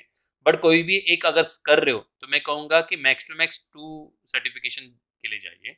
बिकॉज़ कैसा होता है, आपको अपना एजुकेशन भी देखना है और साथ-साथ में आपको जॉब भी देखना होता है। कुछ लोग मास्टर्स आप 2 तरह के कर सकते हो। फुल टाइम कर सकते हो, अगर अच्छी कोई इंस्टीट्यूट है, अगर अच्छा कोई एजुकेशन तो फुल टाइम कीजिए। बट अगर आपको फाइनेंशियल प्रॉब्लम्स है, अगर आपको फैमिली को सपोर्ट करना है, साथ-साथ में एजुकेशन भी है, तो आप डिस्टेंस लर्निंग भी कर सकते हो मास्टर्स के लिए, साथ-साथ में जॉब कीजिए। इसलिए मैं कहूँगा कि अगर आपका ये 2 चीज़ साथ में चल रहा है, जॉब और डिस्टेंस लर्निंग भी, तो कोई बड़ा सर्टिफिकेशन के लिए सिर्फ़ 1 या मैक्सिमम 2 चाहिए। ज़्यादा सब लोग कर रहे हैं, अरे ये भी लाइन जा रही है, ये भी लाइन जा रही है। सब लोग देखो 3-4 बड़े-बड़े सर्टिफिकेशन करे, तो उनको देखा-देखी में मत जाइए। क्योंकि आपको बैलेंस करना है, अपनी खुद की हेल्थ पे भी तो ध्यान रखनी है। सिर्फ काम करते जाओगे, शनि और रविवार एंजॉय नहीं करोगे तो फायदा क्या? करियर लास्ट में दिखेगा तो किया क्या, कीबोर्ड के साथ काम किया करके। सो दैट इज द जर्नी। फिर जैसे आपका मास्टर्स का सेकेंड ईयर आता है, I suggest fully focus on education. सिर्फ कोर्स को वापस से थोड़ा सा कम कर दीजिए आउटसाइड। रीजन, आपको 55-60 से ज़्यादा ही लाने का ट्राई करना है ऑन एवरेज जो फाइनल रिजल्ट रहेगा, बिकॉज उसके ऊपर आपका पीएचडी जो रहता है आपका वो काफ़ी डिपेंड रहता है, उसके आगे का करियर बहुत डिपेंड होता है। 60 मैं कहूँगा 60 से ऊपर जाए उतना अच्छा है फर्स्ट क्लास कैटेगरीज में, अगर लेके आइए जहाँ से आप पीएचडी के लिए परस्यू कर सकते हो। सब लोग कहते हैं कि हार्ड है, डेफिनेटली हार्ड है, बट अगर आपका माइंडसेट आपके आप में प्रॉब्लम स्टेटमेंट है तो आप उसके ऊपर वर्कआउट कर सकते हो। मेरे पास ये नॉलेज बहुत काम आई। अभी मेरा मास्टर्स होने के बाद मेरा पीएचडी का लास्ट ईयर पे है, तो उसके लिए कंप्लीट करने में थोड़ा सा और मुझे टाइम लग गया इसी चीज़ को लेके। तो अगर पाथ अगर वो लोग प्रॉपरली करते, तो जैसे उनका मास्टर्स कंप्लीट हो रहा है वो वापस साइड बाय साइड पीएचडी करके, तो शायद से मैं कहूँगा नॉर्मल ग्रेजुएशन हो जाता है, आई थिंक 17-18 साल में, सॉरी 20 साल के आसपास में ग्रेजुएशन हो जाता है। अगर 22-23 साल भी पकड़ो तो मास्टर तक अगर एक आध साल गैप भी गिर गया, नहीं तो आपका 26-27 तक तो आप डॉक्टर की डिग्री के पॉसिबिलिटीज़ में आ जाते हो, 26-27 के पहले। अगर देखिए 26-27 में तो हम लोग काफ़ी हद तक सेटल भी नहीं है, अगर कोई 26-27 के करियर में तो समझो कि आपने कैसा हो जाता है, बैचलर के साथ जॉब कर रहे हो, मास्टर्स के 2 साल, पीएचडी का 3 से 4 साल, टोटल 6 साल, 6 साल का एक्सपीरियंस। 6 साल का एक्सपीरियंस वाला बंदा प्रोफेशनल सर्टिफिकेट प्लस 2 एक मास्टर डिग्री के साथ में एक डॉक्टर डिग्री लेके बैठा हुआ है, 6 साल का एक्सपीरियंस साथ में, वो काफ़ी हद तक अच्छा अर्निंग कर सकता है, एक अच्छे पाथ पे जा सकता है। दैट इज आई सजेशन कि आपको दोनों बैलेंस अप्रोच पे आप आगे बढ़िए। और नेक्स्ट 10 इयर्स मतलब जैसे 26 में 27 पे हम पहुंच गए, नेक्स्ट 10 इयर्स में उसको क्या क्या उसकी एक्सपेक्टेशंस क्या होनी चाहिए इस एरिया से लेके कि वो कहाँ तक जा सकता है, और इस फील्ड से वो एंटरप्रेन्योर कैसे बन सकता है, ये भी क्योंकि आजकल ये ट्रेंड में है। तो उसके बारे में तो वी हैव टू टॉक। देखो, अगर किसी को बहुत अर्ली स्टेज में एंटरप्रेन्योर बनने का अगर मौका मिल गया है, अगर उससे अच्छा खुद का शुरू करने का मौका मिला है तो बहुत अच्छी बात है, और बहुत रेयर कंडीशन होती है कि किसी ने बहुत अर्ली स्टेज में करके दिखाया। बट अगर आप नहीं कर पाए, सबसे पहले मैं आपको बोलूँगा कि उसका मायूस मत हो, आपका भी अलग पाथ था, उसका अलग पाथ था, उससे कुछ अचीव किया, इसका मतलब ये नहीं कि आप कम हो। आप अपना पाथ चूज़ कीजिए। मैं सबसे पहले कहूँगा स्टार्टिंग के 5-6 ईयर्स कोर टेक्नोलॉजी को समझने में ट्राई कीजिए, जो हम लोग इंडस्ट्री की स्किल्स के बारे में बात करते हैं। आपने जो क्वेश्चन किया उसमें एक छोटा सा क्वेश्चन एक छुपा हो जाता है कि आपको इंडस्ट्रीज का स्किल सेट वगैरह के बारे में भी आप अंडरस्टैंड कर सको करके। तो आप उसके ऊपर में कोर फोकस कीजिए कि आप अपनी स्किल सेट कैसे बढ़ाएं, इंडस्ट्रीज में एक्चुअली कैसे रिक्वायरमेंट है, क्या ट्रेंड चल रहा है। 5-6 साल में कहूँगा आप उस पर बहुत फोकस कीजिए, और साथ साथ में बिजनेस कैसे चलता है, सेल्स कैसे आता है, अकाउंटिंग कैसे होता है, फाइनेंस मैनेज कैसे होता है, इन्वेस्टमेंट कैसे चलता है, साइड बाय साइड करना लीजिए। हाँ डेफिनेटली कमाते जाओ, इन्वेस्टमेंट करते जाओ। सच्ची कहूँगा सिर्फ कमाने से कुछ नहीं होता, आपको सेकेंड स्टेज आपको बिल्डअप करना पड़ता है। आज के टाइम में हम लोग कहते हैं ना कि सिंगल गोल से या फिर सिंगल जॉब से कुछ नहीं होता, पार्टनर्स को भी जॉब होना चाहिए करके वैसे।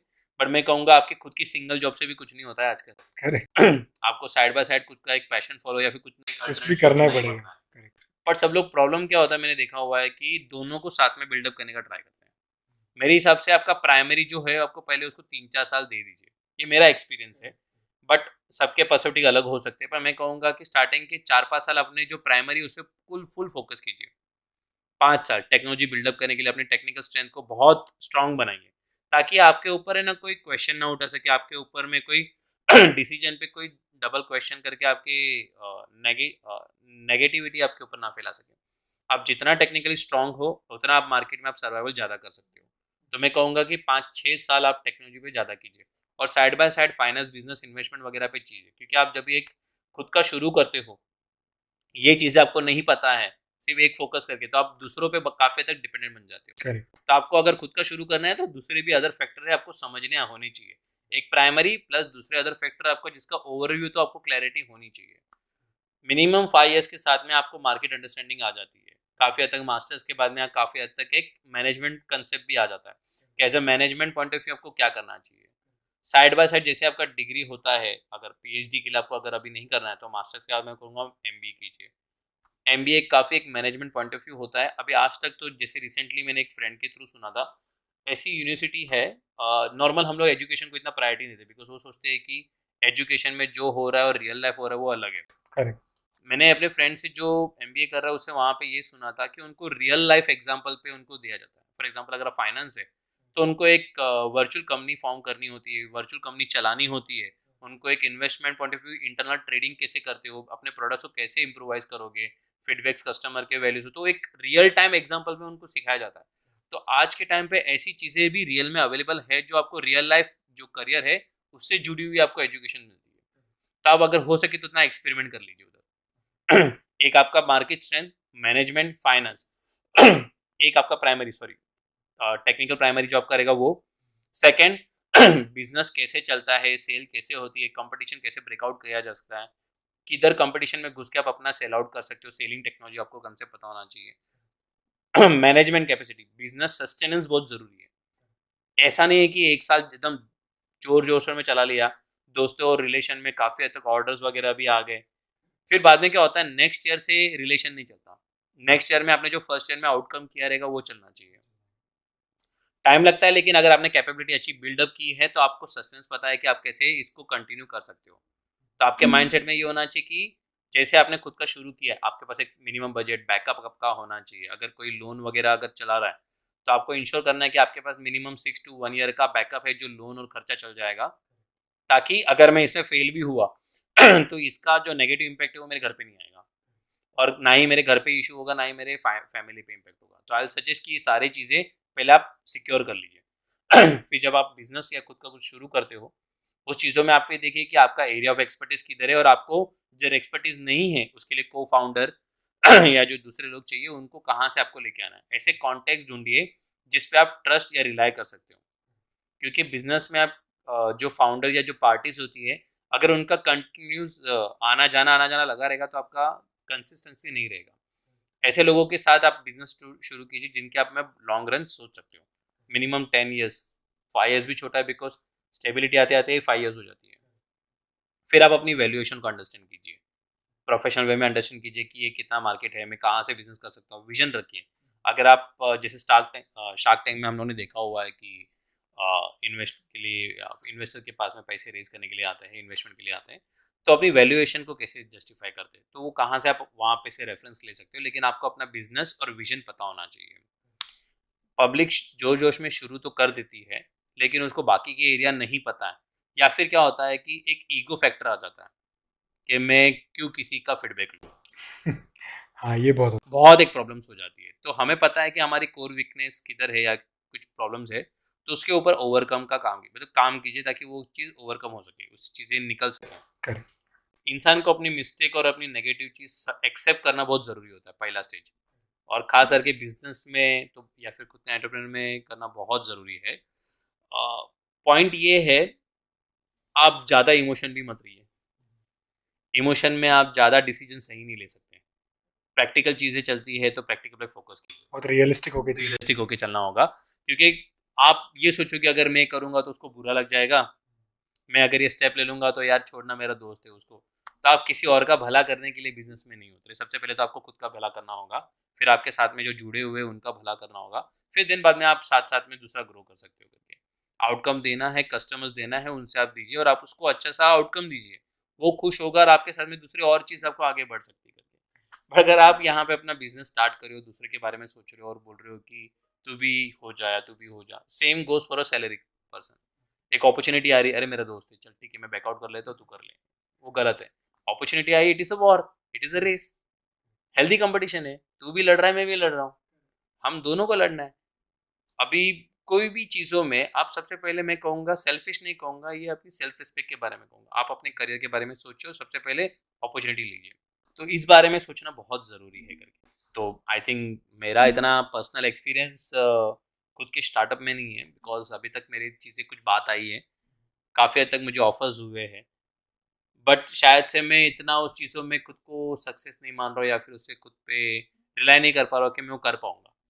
क्योंकि मेरे भी कुछ एक क्वालिटी है जिसमें मैं ज़्यादा अच्छा कर सकता हूँ, तो शायद से इसलिए मैं उस चीज़ों पे ज़्यादा रिलाई हो रहा हूँ। वो भी बहुत ज़रूरी है समझना कि आपकी स्ट्रेंथ्स क्या है, करेक्ट। आपकी ताकत क्या है, वो भी बहुत ज़रूरी है समझना। क्योंकि ब्लाइंडली आप कूद जाओ, ज़रूरी नहीं है। आपको अपनी चीज़ें की रिक्वायरमेंट पता है। जैसे मेरी भी कुछ लायबिलिटीज़ है, कुछ अभी लोन्स रहेंगे, तो मुझे पता है कि मैं अभी, मुझे सबसे पहले मुझे बैकअप देखना है, ये देखना है। भले बहुत अच्छी अपॉर्चुनिटी क्यों ना है आपके सामने, सब लोग क्या बोलते हैं, रिस्क है तो इश्क है, ऐसे वाला एक जो कंसेप्ट आपके मन में आ गए, डेफिनेटली है अगर आपके लिए अच्छा चल जाए तो। बट मैं सजेस्ट करूंगा जब आपके ऊपर बहुत सारे लोग डिपेंडेंट हो, तब रिस्क वाला इश्क नहीं होता भाई। सबसे पहले तो आपको डिपेंडेंट फैमिली का बहुत फोकस करना होता है, आपके ऊपर में चीज़ों को ध्यान देना होता है कि मैं अकेले के लिए रिस्क ले रहा हूँ, डेफिनेटली मुझे अपनी फैमिली के लिए देखना है, बट सबसे पहले मेरे अपने सक्सेस के लिए देख रहा हूँ। अननोविंगली नोविंगली हम लोग यही करते हैं सबसे पहले तो, कि मुझे वो सक्सेस होना है और मैं अपनी फैमिली को वहाँ तक लेके जाऊँगा, या फिर अपने कलीग्स या लोगों को वहाँ पे लेके जाऊँगा। तो भाई सबसे पहले तो अपना ठीक कीजिए, प्रोफेशनली भी ध्यान दीजिए और बैकअप रखिए। उसके बिना कैलकुलेट रिस्क रखिए, या फिर डायरेक्ट अगर जम मार ले, अगर आपको सिर्फ इतना एक एरिया, जैसे मैंने पहले बताया था कि वीकनेस आपको नहीं पता है, आपको अपना उसका कैसे उसको मिटिगेट करना है, या किसी को साथ में रखने वीकनेस को कैसे ओवरकम करना है वो नहीं पता है, आप जम कर लोगे फिर लास्ट में आप नीचे गिरोगे। दूसरा, जो आपके लव वंस है या फिर जो आप रिस्पेक्ट जिसके साथ रखते हो या ट्रस्ट रखते हो, उनकी फीडबैक डेफिनेटली लीजिए। बुजुर्ग लोग हैं, पेरेंट्स हैं, उनकी एक्सपीरियंस अंडरस्टैंड कीजिए। हालांकि भले उनको ये करंट एज का पता नहीं होगा कि करंट जनरेशन में ये बिजनेस या स्पेसिफिक लाइफ कैसे चलती है, बट उन्होंने अपने लाइफ में तो कुछ किया है ना, तो उनके एक्सपीरियंस को अपने लाइफ के साथ एक्सपीरियंस कीजिए और अपनी स्ट्रेंथ समझिए कि आप कर पाएंगे या नहीं कर पाएंगे, फिर एक डिसीजन लीजिए। मुझे भी ऑफर हुए हैं, बट हालांकि मुझे वो प्रैक्टिकली ऐसा लगा कि शायद से मैं उसमें गिर के अभी का करंट खराब कर सकता हूँ, तो मैंने बैकआउट किया। तो कभी कभी कुछ चीज़ें बैकआउट करना भी ज़रूरी होता है। ज़रूरी होता है, करेक्ट। तो उसमें ना, अभी आपने बात में बात की कि आपकी फैमिली ने आपको बहुत सपोर्ट किया और आपकी फियांसे ने आपको बहुत सपोर्ट किया पर्सनैलिटी डेवलपमेंट करने के लिए। तो पर्सनैलिटी डेवलपमेंट कितना ज़रूरी है, कैसे किया जा सकता है और क्या इंपॉर्टेंस है इसकी कॉर्पोरेट वर्ल्ड में? देखो कैसा होता है, सबसे पहले तो आपको कितना भी क्यों ना अच्छा काम करना आता हो, जैसे कहा जाता है कि खाना कितना भी अच्छा क्यों ना हो, जब देखने में सबसे पहले अच्छा नहीं लगता ना, सबसे पहले निवाला मुंह में नहीं जाता। सिमिलर वे सिचुएशंस होती है, हाँ एक बार खा लिया अच्छा लगा तो भले आप दूसरी बार ऐसा वाला खाना भी वापस खा सकते हो। सिमिलर कंसेप्ट कैसा होता है कि जब आपकी कम्युनिकेशन, आपके प्रेजेंटेशन, आप खुद जैसे अटायर में रहते हो, प्रेजेंटेशन में रहते हो, आप उस तरह के लगते ही नहीं हो। माना कि एक अलग वे है, बट डेफिनेटली है। आप खुद भी रखो ना, आपके सामने फल फ्रूट रखे हुए, सबसे पहले आप वही उठाओगे जो अच्छा जो दिख रहा अच्छा है। दिख रहा है, करेक्ट। ये मेंटालिटी है कि आप पहले वही चीज करोगे। सिमिलर वे वो कॉर्पोरेट लाइफ या हर जगह पे होती है। ये पर्सन प्रेजेंटेबल है, बोल सकता है, बात कर सकता है, अगर इसको कस्टमर के सामने या फिर कोई प्रोजेक्ट में रखेंगे तो अच्छा प्रेजेंटेशन कर पाएगा, बोल पाएगा। फिर सेकंड स्टेज आता है, अरे ये तो बोल सकता है लेकिन इसको आता नहीं है, बाद में आपका डाउनफॉल आता है। बट अगर समझो कि अगर आपका प्रेजेंटेशन स्किल और पब्लिक स्पीकिंग अच्छा है, area of skills of communication, convincing power अच्छा है, तो आपको अपॉर्चुनिटी जल्दी मिलती है, क्योंकि पर्सन आपको अंडरस्टैंड रिलेट जल्दी कर पाते हैं। इसमें सबसे ज़्यादा बेनिफिट किसको होता है कि लोग जो एक दूसरे से फटक से इंटरेक्शन कर लेते हैं, दोस्ती बना लेते हैं, फ्रेंडशिप कर लेते हैं, तो उनको माइंडसेट रहता है, अरे भाई अपना अच्छा है करके, उसका अच्छा आता है, एक बार उसको अपॉर्चुनिटी दे दे, तो वो रिलेशन मेंटेन करना भी बहुत ज़रूरी है। तो पब्लिक स्पीकिंग में हम जो पर्सनल डेवलपमेंट होता है उसमें हम लोग क्या नेग्लेक्ट करते हैं पता है क्या, जो मैंने किया था फ्रेंकली अपने लाइफ में। मैं टेक्निकली काफ़ी लाइफ में मेहनत पे फोकस किया है कि हार्डशिप करनी चाहिए। पेरेंट्स ने भी वही सिखाया है कि फोकस ऑन योर वर्क। दुनिया क्या करती, दुनिया क्या सोचती, सोचो मत, तुम अपना 100% दो। मैंने वही फोकस किया, लेकिन एक एरिया ऑफ अंडरस्टैंडिंग क्या मुझे रियलाइज हुई, जैसे मेरे साथ एक्सपीरियंस कुछ ऐसे हुए कि कुछ मेरी आउटकम्स ऐसी है कि मेरा कम्युनिकेशन नहीं अच्छा है। फॉर एग्जांपल मैं वर्नाक्युलर मीडियम से हूँ, मतलब कहा जाए तो मैं गुजराती मीडियम से हूँ। हमारे यहाँ पे जो हम लोग स्टडीज करते थे, इंग्लिश काफ़ी लेट आया। तब तक तो काफ़ी जो कॉन्वेंट स्कूल का हो या फिर इंग्लिश मीडियम, वो अच्छा खासा बोल सकते थे। तो जब हम लोग इंडस्ट्रीज में जाते हैं तो कम्युनिकेशन प्रॉब्लम होता है, तो हमें कितना भी क्यों ना हो कॉन्फिडेंस नहीं आता है कि हम लोग इसको कैसे बोलेंगे। मैं तो ईज वॉज आर वार सब मिक्स करता था, दिस दैट दैट सब बोलता था। थोड़ा सा अभी इम्प्रूव है बोलने के लिए काफ़ी, अभी भी कुछ चीज़ें फंबल होती है, बट ठीक है, एक्सेप्ट करता हूँ, मिस्टेक है, अभी भी इम्प्रोवाइज कर रहे हैं हम लोग लाइफ में। तो that is I can say thank you so much Ashish भाई, आपने अपने सारे एक्सपीरियंसेस शेयर किए और अपने पूरा गाइड किया लोगों को जिनको भी इस फील्ड में जाना है। लिटरली कॉर्पोरेट वर्ल्ड में कैसा कंडक्ट होना चाहिए, कैसे आप सक्सेस पा सकते हैं, वो आप सब इस पॉडकास्ट के थ्रू देख सकते हैं। Thank you very much. Thank you Ankul भाई, मुझे ये अपनी बात बताने के लिए। थैंक यू, आपने मेरे को अपॉर्चुनिटी दी, ये सब मेरा अपना एक्सपीरियंस बताने। It's all our pleasure and thank you so much for coming. Thank you, thank you.